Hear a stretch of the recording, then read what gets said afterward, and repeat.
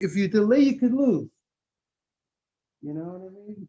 That's and you could lose out on the opportunity. So you don't. If you want to tell the group, Morris, that we are on, and also as Sammy said, the brachot today should be said for the Elin, the brachot that you say, Morris, have in mind, should be for the Elin Nishmat Haron's mother.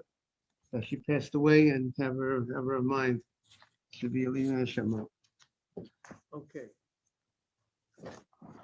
We are on Mem Hey Amid Beis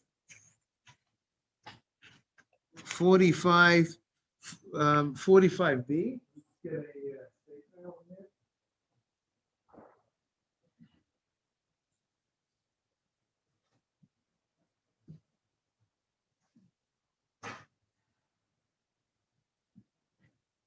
Okay. The last thing that we said yesterday, we were discussing whether two people could go ahead and make a zimun or not. That was our discussion yesterday. And the end of the day, we concluded that Rabbi Yochanan was the one who says they cannot make a zimun. And the law follows generally when you have a machlok, Rabbi Yochanan and Rav, the law follows Rabbi Yochanan. Okay, so two people will not make a zimun based on what we're saying. Now at the two dots, Gufa. We're in the middle of the page. Amar Rav Dimi Bar Yosef. The first word of the line is Mekameh. Mem Kuf Mem Yud.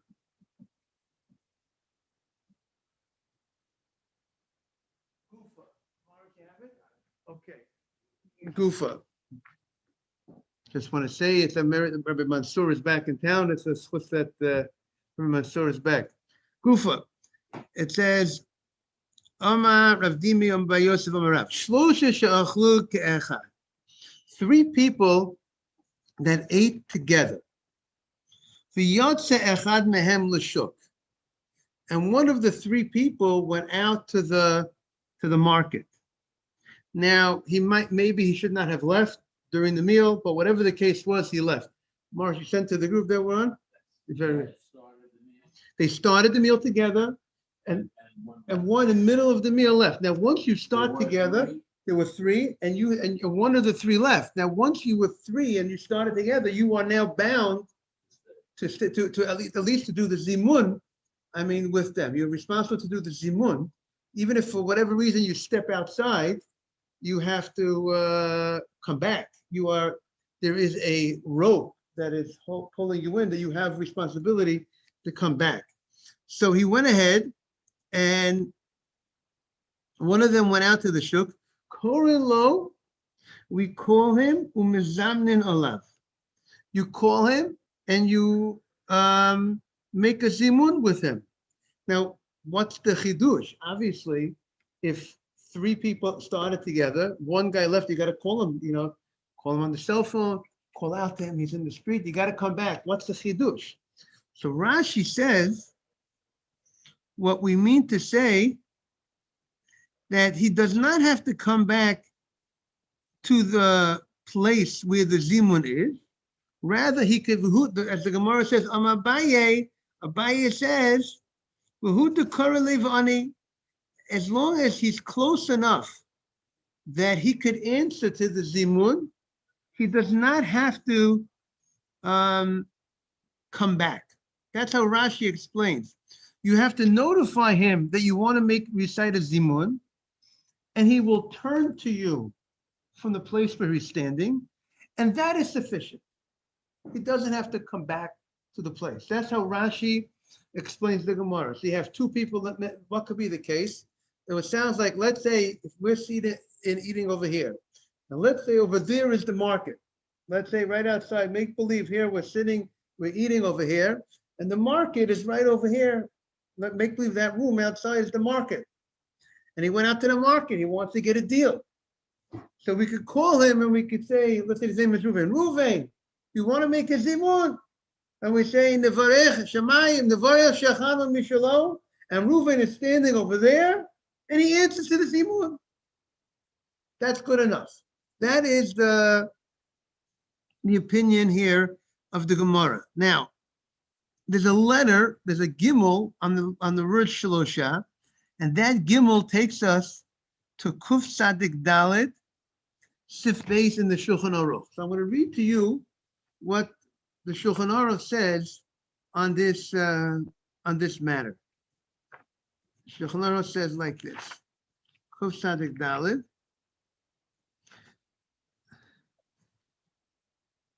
The Shulchan Aruch says if you have three people that ate, and one of them went out to the market, you call him, you notify him that you want to say a zimun, in order that he should have a mind and join in and answer with them the zimun, and they fulfill their obligation even though he does not come and sit next to them. That's what it says in the Shulchan Aruch. He needs to answer. He needs to answer. Okay, so that seems to be the halacha. We're going to make a distinction. You're going to see in the Gemara, there's going to be a discussion. What about when you have 10 people? If let's say you have 9 people, and let's say we have 9 people in this, we started off with 10, and therefore if we start off with 10, we have an obligation to do a zimun with Nevarech Elokeinu. Correct? We have 10 people, we add the name of Hashem. Is that correct, everybody? Right? If the 10th man is out there, and the Gemara is going to say that you cannot just call him and he'll respond from over there. In order there, it's going to be different case, different law, and different reason. And that's what our Gemara is going to make a distinction between 3 people and 10 people. 3 meaning one of the 3 left, 2 could call out to him over there, but if you have 10 and one of the 10 left, you can't go ahead and just call him. Morning. Shalom. Morning. Marsh, if you want to send the group again, because it seems like they haven't joined in, and we're going to give them a little more encouragement to join in, unless somehow here we go. Someone just came in. Okay, we're maybe the reception wasn't good. Okay, we gotta try. Okay, so now the Gemara continues. The Gemara says, Amma Mazutra. Mazutra says, good morning, Avram. Amma Mazutra. V'lo Amar, good morning, Avram, good morning, Shmuel. V'lo Amaran Ela B'Shlosha. The Gemara says there's this leniency. If you have 3 people that sat, they started a meal together, and 2 of them are still here, and 1 guy left in the middle out to the market, there's a leniency. You could call to that 3rd person. He can answer from where he is. He does not have to actually come back into the space exactly where you and sit down with you. He can actually answer from where he is. If it,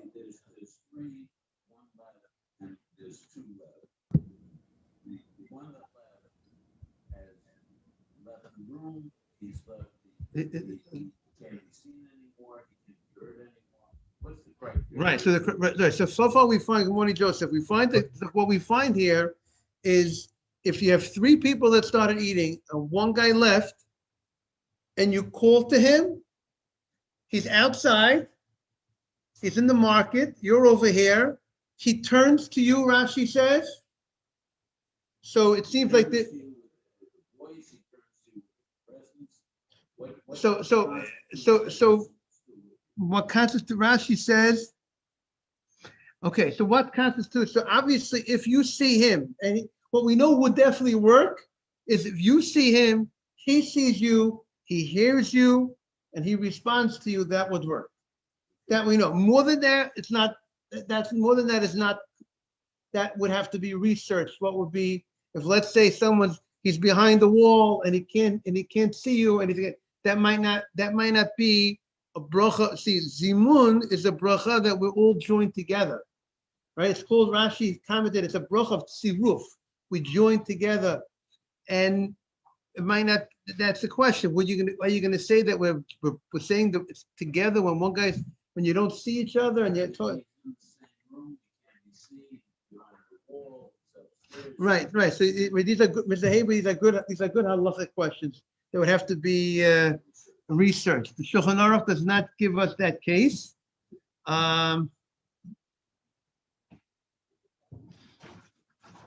So that seems that would be a good question. So now the Gemara says, "Ama mazutra, v'lo amaran ela b'shlosha." That's only. Good morning, Mr. Ajmi. That's only if you have three people. But if you have a minyan of people, if you have 10 people, we were eating in this room, and then one member of the we had a group. We were all eating together, and then one member of the group, Mr. Ajmi, here is the case. We have 10 people. We were eating right here together. Eating pot. We had the not pot, not the thing that people smoke. Pot meaning bread. It's got to be careful. And they were 10 people, and one of them went ahead and left, and he went out to the market. And we have 9 people right here. The 10th man is right outside in the market. We could call him. He turns to us. And would it be good enough if we call him and he turns to us and he doesn't come sit by us? That's going to be the question in the Gemara. The Gemara is going to make a distinction between 3 people and 10 people.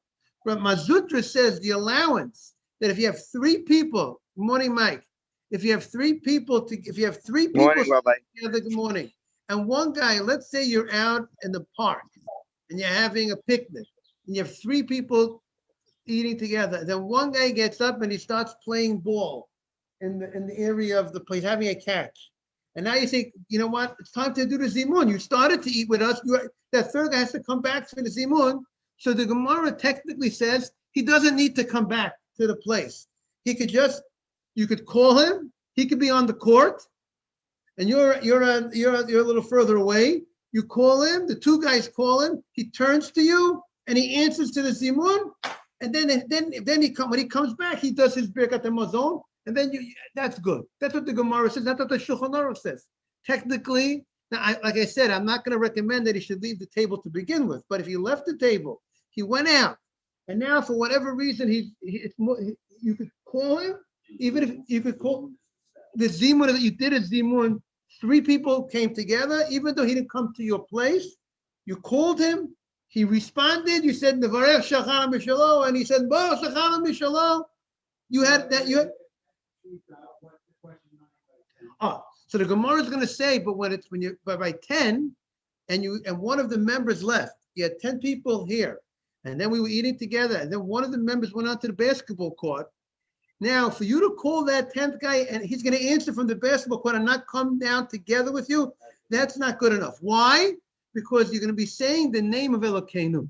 And when you say the name of Hashem, it's not nice to do it in a way where you're not all united in the same place. It's more derech eretz, it's more respectful that if you're saying that, and you need 10 people in order to say Elokeinu, so therefore you need them all to 10 people to be together in the same place. That's what the Gemara says. We're on Mem Hey on the base, 45b. We're in the middle of the page. The first word of the line is Vuhu.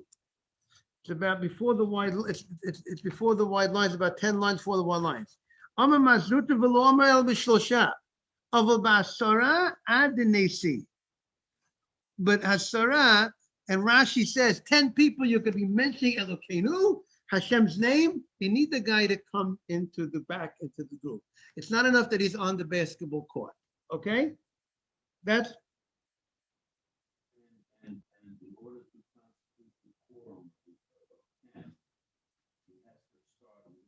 He asked, right.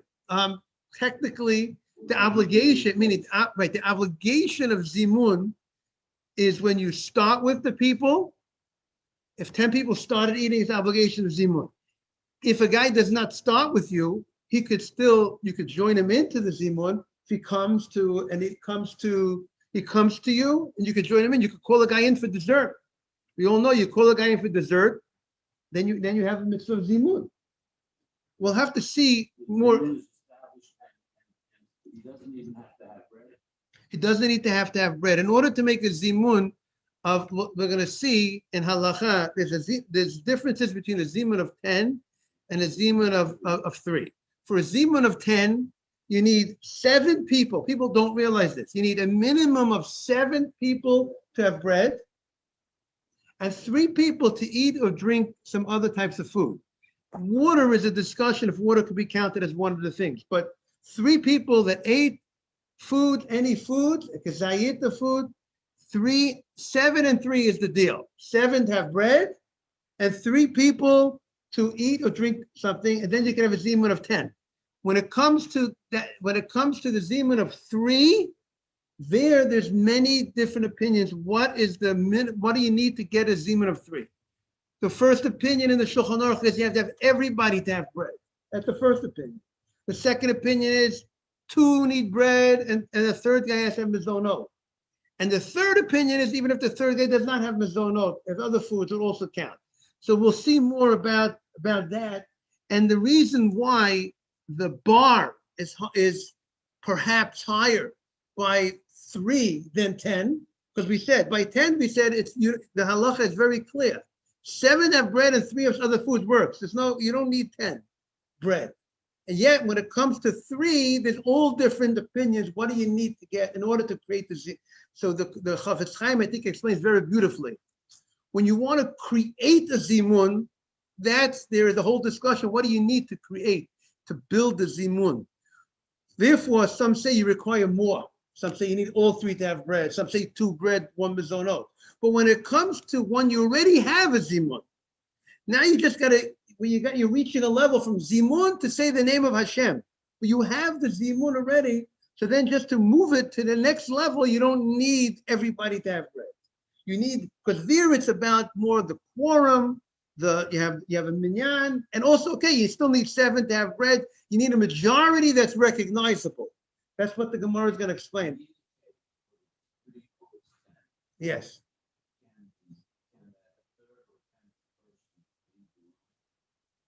When? After the zimun is after they responded to the zimun, and there's going to be a difference in opinion exactly how long could the person needs to listen to the zimun.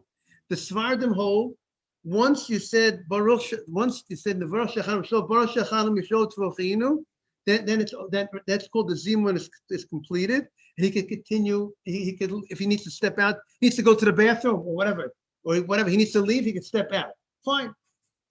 However, similarly, if let's say you're making a zimun and one of the members is not finished eating yet, and the other members would like to say a zimun, so they say to him, "We'd like to make a zimun."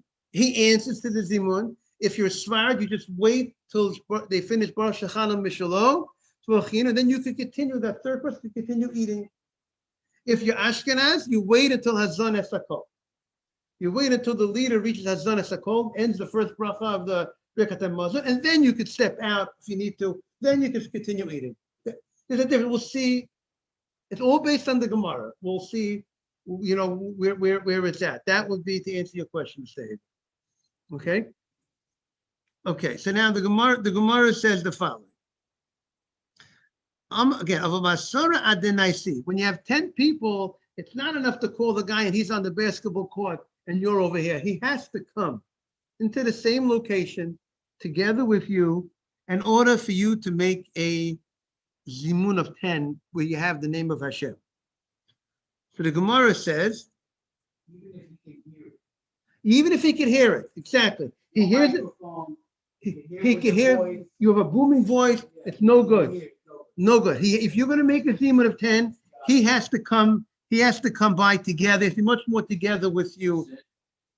Okay, that's a good question. Sitting is obviously ideal, but you see, then you're getting it to another. But if he stands, I presume we have to see more about it. I presume if he comes and he stands next to you, that's also part. I would think that's called also if he's here. But it definitely is better to sit. There's no question sitting would be better. But the issue is it called that he's together with you? So if the guy comes and he's standing next to you, that might be considered that he's here. You know what I'm saying? It's not like he's standing next to you. Look what the Gemara says. Maskefla because the Gemara only said until he comes. It wasn't say he comes and he has to sit down. So he has to come. So I presume it means if he's here, so even if he's standing, he's here. You see what I'm saying? So that might be sufficient. Maskef lo Rav Ashi. So Rav Ashi asked, Mike, you with me? Maskef lo Rav Ashi. The first word line is lo. Adarab. He says on the contrary. Ibcha mistavra. He says maybe the opposite, in his mind, the opposite is more logical. Why? Tisha nirin ka'asara. When you have 9 people together right over here, and the other guy is on the basketball court, but the 9 look like 10, right? People don't always, when you see 9 people in front of you, you don't, is it 9? Is it 10? You don't necessarily see 9 when you see 9 people. You say, how many people? Sometimes do we have a minion? You count. Is there a minion here? It might be 9, but it looks like a minion, but it might not be a minion, right? So you have to count. So as Rashi says, a person is not able to easily fast recognize difference if there's 10 in the room or 9, or you got to do a real counting. Therefore, when it comes to that, so if you have 9 people here, so it's still respectful. It's not disrespectful for using the name of Hashem, because it has the appearance of a minyan. So therefore, he wants to say, right, he wants to be lenient, and he wants to say, you know what, the 10th guy is on the basketball court, and no problem. Because that's what he wants to say, because you have 9 here, the 9 look like 10, and it's good enough. However, when you have 3 people and 1 left, and there's 2 here and there's 1 guy on the basketball court, it's obvious you don't have 3. It's very clear. Where's the Simon? I don't see the Simon. I don't see the 3 guys together. So therefore, he wants to say the opposite, that maybe you should not be able to go ahead and do this idea. 1 guy's on the basketball court, 2 guys are over here, just the 2 guys call to that guy, and he answers from the basketball court. That's the opinion of Mazutra. But it's not going to be the halacha. But you see how beautiful his opinion is. A beautiful opinion. Morris, we got a good shake for Morris on that deal. So the Gemara says, that's what he says. Shnayim ein nireh kishlosha, and Shnayim, 2 people do not look like 3. But the Gemara concludes, the halacha follows Mazutra that says that we're only going to be particular about it by a minyan. If you want to mention the name of Hashem, you have to have all 10 people together. You can't have 1 guy over there outside of the market. My timer, what's the reason? Kivan de boila kurei shem shamayim. Since you're going to mention the name of Hashem, if you have less than 10 people together in one place, it is not derech eretz. It is not nice that you go ahead and you have a zimun. You're saying the name of Hashem, and 10 people are not together in the same place. Therefore, you need 10 to be in the same place. You can't have 9 people over here, and the 10th guy is on the basketball court. Even though we can hear it, you can see him, he can see you. You're not together. You're not together in the same place. You're over here, and he's over there. That's what the Gemara. And then I'll read the Shulchan Aruch. The Shulchan Aruch says in Simon Kuf Sadik Dalit, Sif Beis. Let me get the language out again.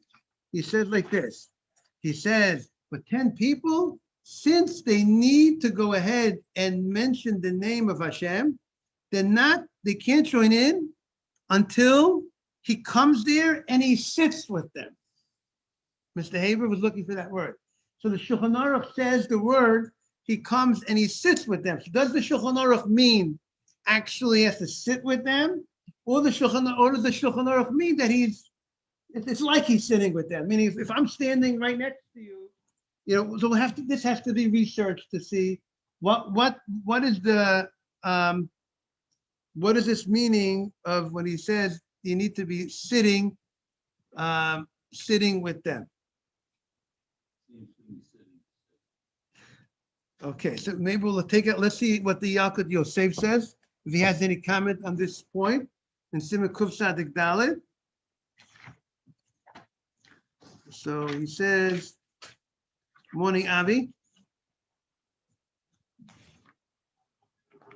Let's see if there's any comment. No, I don't see any comment. Okay. Now the Gemara continues.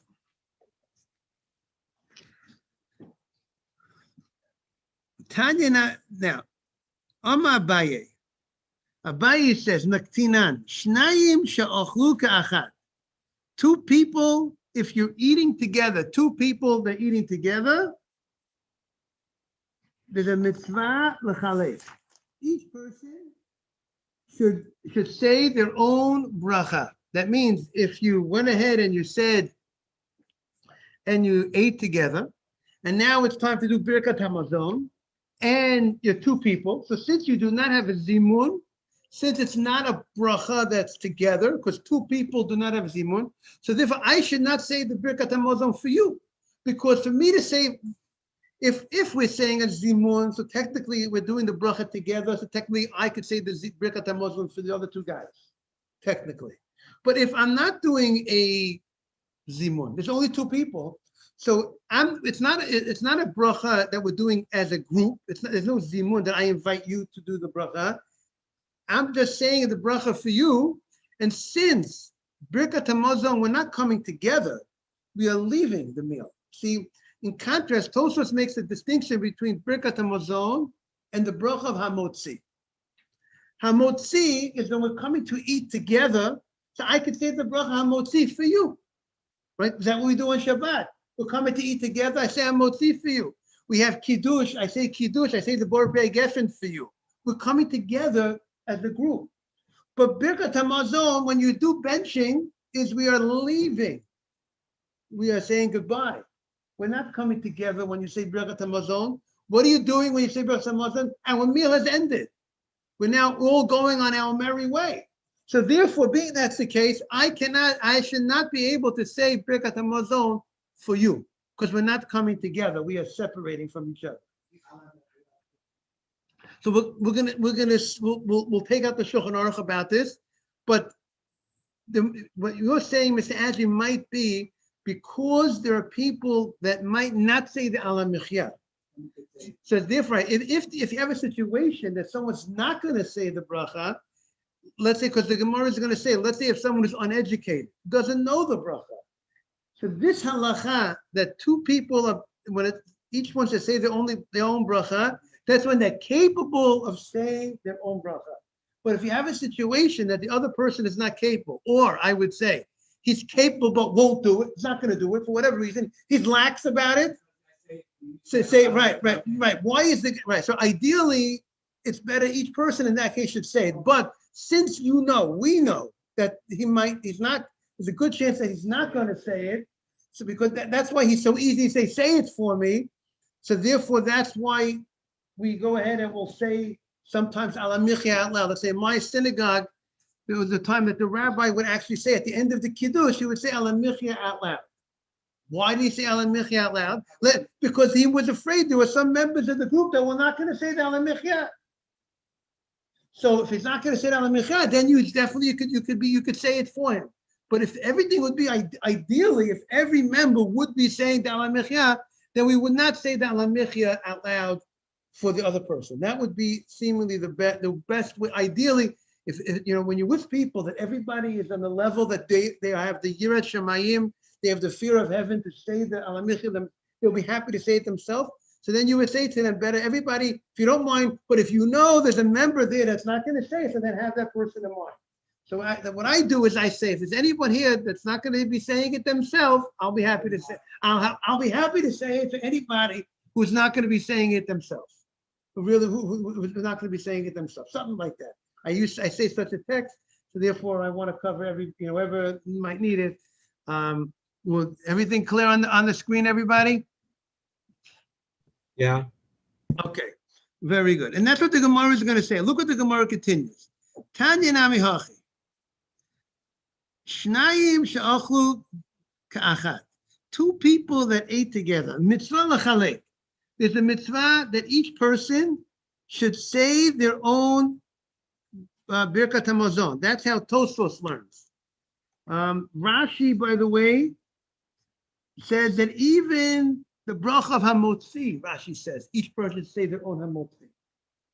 Tosfos disagrees, and we see we don't follow. We go with Tosfos, that we say Hamotzi together. And one says, well, Rashi says this, the Gemara refers to both Birkat Hamazon and Hamotzi. Everybody should say their own bracha, but that's not the halacha. If we come together, we say one guy can say Hamotzi for the other. The Gemara continues, when do we say that if two people, one person says, each person say their own bracha, if they're sofrim, they're learned people. Aval echad sofer ve'echad bor, if one is learned and one is not educated, does not know how to say the bracha, sofer mivorech u'bor yotzeh. Then the learned person says the bracha, and the unlearned person will fulfill his obligation. Now, if we take out the Shulchan Aruch on this as well, in Siman Kuf Tzad Gimel Sif Aleph, I want to say hello to Moshe Rosenbaum, who's joined. This is a Moshe. It's a different morning, Rabbi. Thank you. Morning from Brooklyn. Hello, it's a common name, Moshe Rosenbaum. We know another one from my neighborhood. Morning, Moshe. So the Shulchan Aruch says the following: two people that ate, even though when it comes to the bracha of Hamotzi, one says could say the bracha Hamotzi for the other guy. However, when it comes to Birkat Hamazon, each person is to say their own Birkat Hamazon. But when is that talking about? When both members know how to say the Birkat Hamazon. Let's say someone's wife or someone's mother or someone's has a non-religious Jew at the table that doesn't know how to say the Birkat Hamazon. So, but if one, so then like we spoke about that yesterday, but ideally, if they understand it, because we said there's opinions that say if they don't understand it and they're just listening, it's not good. So we said yesterday, it's best to get the non-person who doesn't know how to say it, a sitter, a bencher, that when you read the English, the Hebrew comes out. That's what we said yesterday. But the Shulchan Aruch says, because the Shulchan,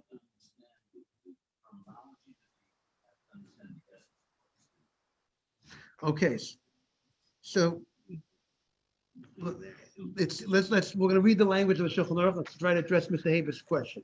But he says, if one knows and the other person doesn't know, the one who knows says the bracha, and the one that doesn't know will fulfill his obligation. But the Shulchan Aruch says that if he understands Lashon HaKodesh, that the Shulchan Aruch, the Mechaber of Yosef Cairo, it says it would work if the other person understands Hebrew, but he just does not know how to say it.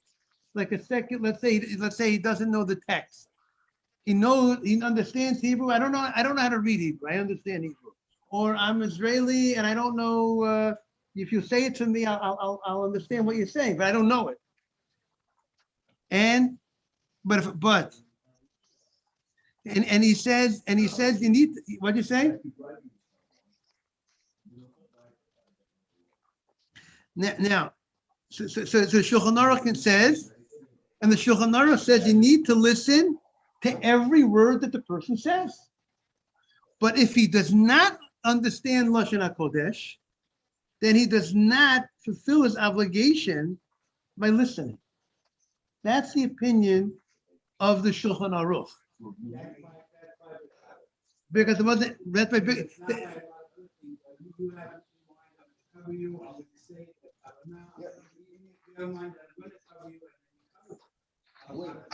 That's a good question, Ms. Admin.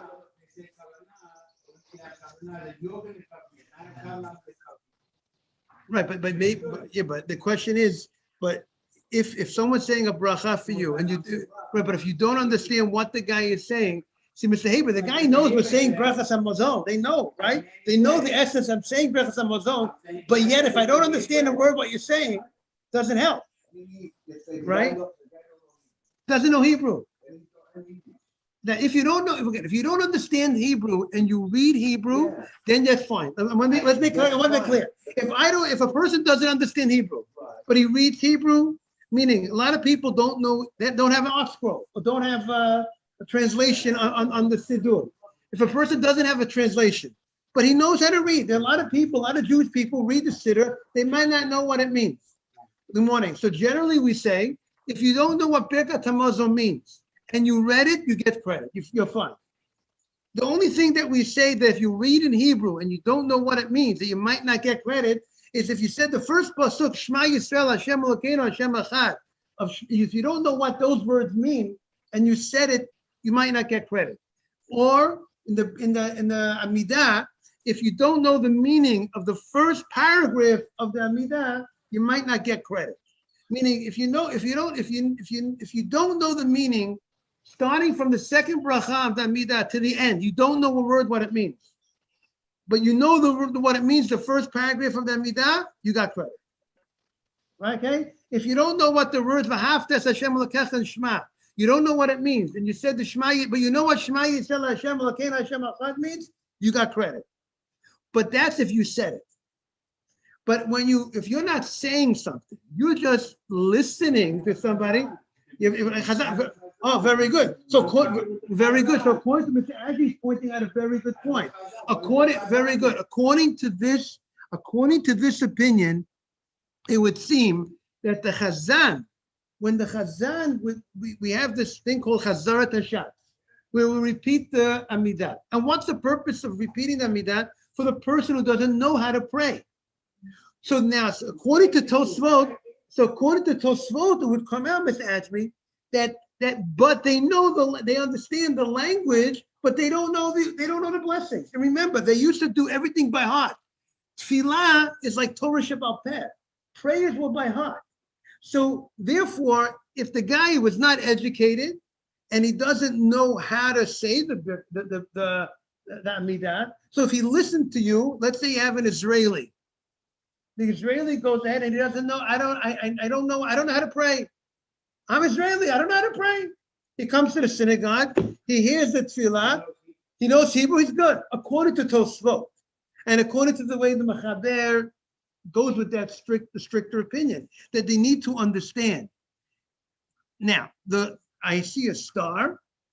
But the reason they used to do that is because as the raised, they didn't have a whole rack for Siddurim. They all did it by heart because they didn't have a choice. Right. That's why I go crazy when they're doing the Minyanim and they do the Koran and there's 4 or 5 Kohanim in the room.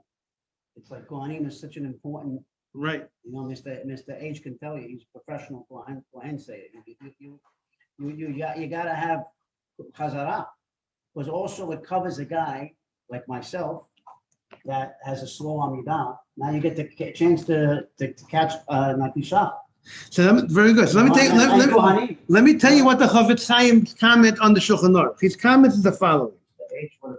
He says like this: according to the Shulchan Aruch, the women who do not understand the language, they need to say the bracha by themselves. They cannot fulfill their obligation by just listening to somebody if they don't know what it means. That would come out according to the Shulchan Aruch. Now, the Yesh Poskim and the Chavetz Chaim, listen what the Chavetz Chaim says. The Yesh Poskim that hold that, and the Poskim, who are these Poskim? Rashi and others, that if it's Hebrew, even if you don't, if the person is talking Hebrew, saying Kiddush, Birkat Hamazon, as long as it's the Hebrew language and you're listening to it, you're good. Even Shomea Ka'ona works, even if you don't understand what the person is saying, as long as he's saying it in Hebrew. Meaning to say, if let's say technically you could say Birkat Hamazon in Spanish, let's say. Right? You could say Birkat Hamazon in Spanish. Obviously, we recommend don't say it in Spanish, say it. But if someone is saying in Spanish and I don't understand Spanish, I don't, by the way, and he says Birkat Hamazon, so I cannot fulfill my obligation of Birkat Hamazon by listening to him say Birkat Hamazon in Spanish. I don't understand Spanish. I listen to every word he said in Spanish. Doesn't work. But if he says Hebrew, those posts would say it works. What did you say, Sammy? He can again. That's exactly the question here, Sammy. So according to the Shulchan Aruch, if you do not understand Hebrew, you should not be listening to someone saying Birkat Hamazon for you. Rather, what should you do? Say word by word with him. Or I would say I told everybody that they have these things, these benchers, that when you read the English, the Hebrew comes out. Transliterated, that you read the English, you read Baruch Atah, with a Baruch is it's not a base, it comes out as it's a B, you read B-A-R-U, and then you're saying, that's true, and you're saying the Berachos Hamazon. That would be the best. That's such a thing. I had such a thing in my house, those benches, and they're great benches. You have and 10 years later. And that would be the best way that people should do. If you're in a house, that there's a woman in the house that does not know how to read Hebrew, doesn't understand Hebrew, get her that transliterated book, and then you're good. Then she said it in Hebrew. Even though she's reading English, but she's saying it in Hebrew. You hear that, everybody? Yes. If she doesn't read English either, okay. So then let us according for the Sfardim, let us say word by word. Baruch, follow after me. Baruch, Atah, Hashem. That's what you do, Mr. Adzi, with Berachos also. They should do that. Let them say the Berachos after the person. You can't. Okay, they're very good. There are certain things that we allow you to say. That's a good point. There are some things that are allowed to be said in other languages. So the question would be, in such a case, would we say, meaning the question would be for the Sfardim. This would be a good question. For the Sfardim, if you have a situation that someone will either say it in Hebrew and the other person will just listen and not understand the word, or is it better for the person themselves, the lady, to say it in English? It might be better if you're Sfard to say Birkat Hamazon, and I have to be careful, I'm going to get in trouble, right? But it might be better to say it for the person, for the participant who does not understand the word of Hebrew, to say, and there's no transliterator, it might be better for them to say the Birkat Hamazon in English. You mean their own also? What do you say? Their own, in other words, you're saying it once, then repeat it for the other person in another. No, I'm saying because the Sephardi opinion, at least the Shulchan Aruch's opinion, we'll have to see if anybody in the Sephardi. Again, if you're able to have him, when it comes to, let's say, if they would understand, again, if we said, if they don't know how to say Birkat Hamazon, they don't know how to say Birkat Hamazon. If you know how to say Birkat Hamazon and you have two people, each person say their own Birkat Hamazon. But the Gemara says if you have two people and one of them does not know how to say Birkat Hamazon, one could say it for the other guy.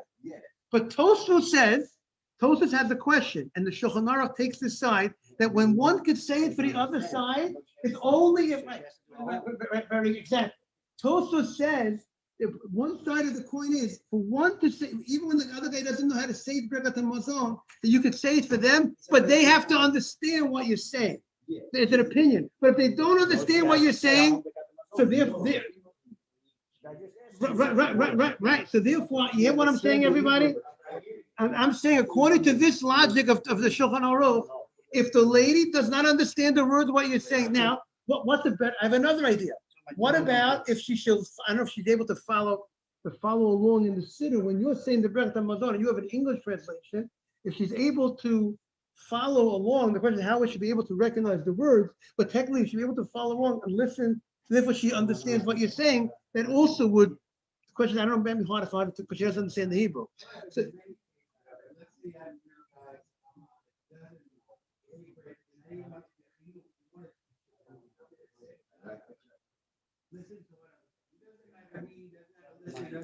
okay, so if very good. So there are opinions. Again, the Chafetz again, right. No. So the question is, would it be better? Would it be better? The question: would it be better if they give him in English to say, Mr. Azri? The question is, Mr. Azri. The question would be, if according to the Sephardi opinion, would you say better give him an English bencher and let him just, just say it in English? That might be better. That seems to be coming out for the Sfardim. The Chafetz Chaim brings other poskim. He says, if you say, as long as one person is saying in Hebrew, even if the other people don't understand, you're good to go. And that, he says, is the minhag. He says the custom in Europe is the women who they fulfill their obligation, even though they don't understand what the person is saying. That is the custom in Europe. Even by Kiddush, that's Minat Torah. And women have an obligation to Kiddush Minat Torah.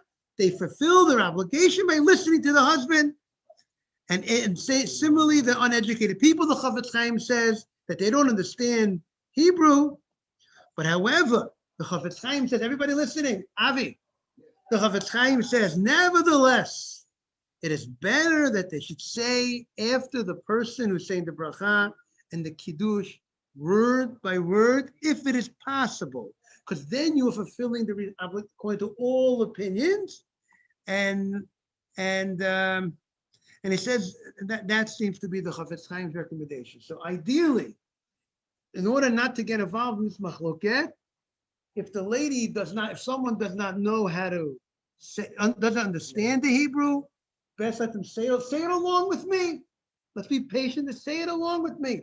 Because if you say it along with me, if you said it, if you don't understand it, you're good. Mr. Haber, is that clear? That's what comes.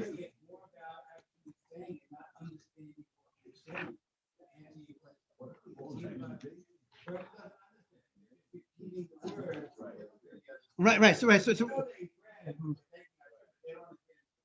but the fact is that they said it. Right, there's a level of saying. Sometimes the understanding plays a role when you're hearing from someone else, and saying plays a role. Each one has its own strength. Saying has a strength, and understanding makes difference in the halacha. That's what it comes out from our Gemara. Okay, the Gemara continues. The Gemara says, Amar Rava. We're now 5 lines before the wide lines. Amar Rava. By the way, this should just appreciate, now people should appreciate Jewish education. That now that the girls go to school and go to yeshiva, right? Avi, you hear that? Now people should appreciate Jewish education. And now, as a result of Jewish education, the people understand what they're saying or listening to, and therefore they're fulfilling the mitzvah according to everybody. Amar Rava, ha milsa misana. The following I said, V'tama mishmei Rabbi Yochanan Reb Zera Kavati. I said the following, and I heard it in the name of Rav Zera. The Rav Zera also is in agreement with me. What did he say? Shlosha she'achlu ka'achad. 3 people that ate together. Echad mafsik l'shnayim, ve'ein shnayim mafsik l'echad. That means if you have 3 people ate together, Akiva, you listen to the case? Akiva, we have 3 people that ate together. And now 2 people finished their meal. The 2 people could say to the 3rd guy, you know what, we really have to go. We both finished our meal. We really don't have the time to wait. We really, and the 3rd guy is eating. So the 3rd guy, as Rashi uses the language, derech eretz, the 3rd guy is supposed to stop what he's doing, answer to the zimun, and after he answered the zimun, then he could go back and continue eating. And we spoke before. And then he'll do his own bechas hamazon later. Exactly. That's if 2 finish, they could say to the 3rd guy to please, if you don't mind, just answer to the zimun. And like we said, if you're smart, wait until Baruch Shechana Mishalo, then continue doing what you're doing. But if 1 person finished, the Gemara now said, and now the other 2 are still eating, the 1 person cannot say to the other 2 guys, I have to go. Now, we're going to see in the Gemara, if the other 2 people are very nice people, they could go above and beyond the letter of the law and say, you know what, yeah, we'll be happy. We'll wait a minute. We'll answer to you zimun. But by right, the law does not obligate the 2 people to stop in the middle of their meal to answer to zimun for the 1 guy who's finished early. They all started together. We have an obligation to do zimun together.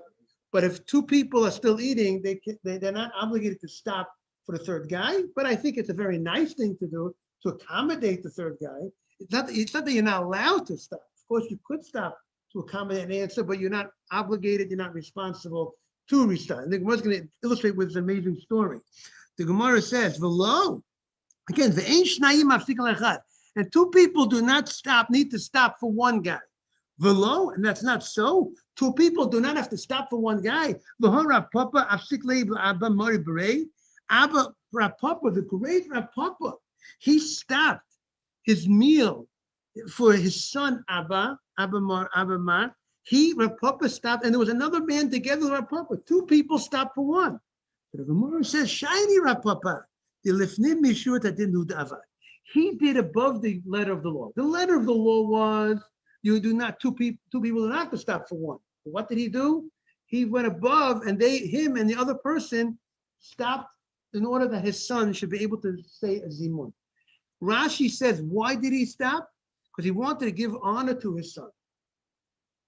And by stopping for his son, it means I don't need to stop for you. I continue eating, my friend continue eating. But in honor, your honor, he wanted to honor his son. So he gave that respect. I'm going to stop in your honor. I want to say in a chidush. When you finish a Masechta, Be'ez Hashem, we finish Berachos, we mention at the end of every finish of Masechta, you mention Rav Papa and you mention Rav Papa's 10 sons. When you finish a Masechta, you talk about Mori Bar Papa, Rafma Papa, you ever had to see him? You ever hear Papa, Papa, you have all the 10 names. And if you look at the end, when you make a siyum, this volume doesn't have it, you mention the 10 sons of Rav Papa. They were all Talmidei Chachamim. They were all Torah scholars. And the commentaries discuss why you mentioned these 10 sons of Rav Papa. I want to say maybe here we have an insight. Why did they become all great Torah scholars? Because their father knew how to train their children. Here we see in the Gemara, he did something to give honor to his child. Sometimes a parent has to give a guy a compliment. There are parents that don't know how to give a compliment to their children. The parents that don't know how to show the kids some respect. Of course, the child has to respect the parents. But sometimes when the child sees that you're happy with them, you give them respect, it's a sign of you're building the child. So I'm just saying a little drash. I wonder if this is an insight into Rav Papa's training of his children, and maybe that's why they all became such great people. When parents give that positivity to their children, they show their children that I'm proud of you, I hold of you, I think you're special, then the children a lot of times live up to that. When people are too tough on their kids, it's not good. Of course, everything needs a balance. I want to wish everyone a great day. All right. Thank you very much. Thank you, Rabbi. Have a great day. A great day, everybody. Thank you. Have a good day, everybody. Thank you. You too. Thank you, Rabbi. Have a Thank great you. day. Thank you, everyone. Thank you, Moshe. Thank you, thank you, everybody. Thanks, Rabbi. That's an original thought. So It's original, Rabbi. you like it with David? What do I you like it. think? That was the original comment. How do you like that? Thank you for coming. Thank you so much for being here. The class is better when people like everybody. Thank you very much. Great. A great day. Morris, thank you for all your help.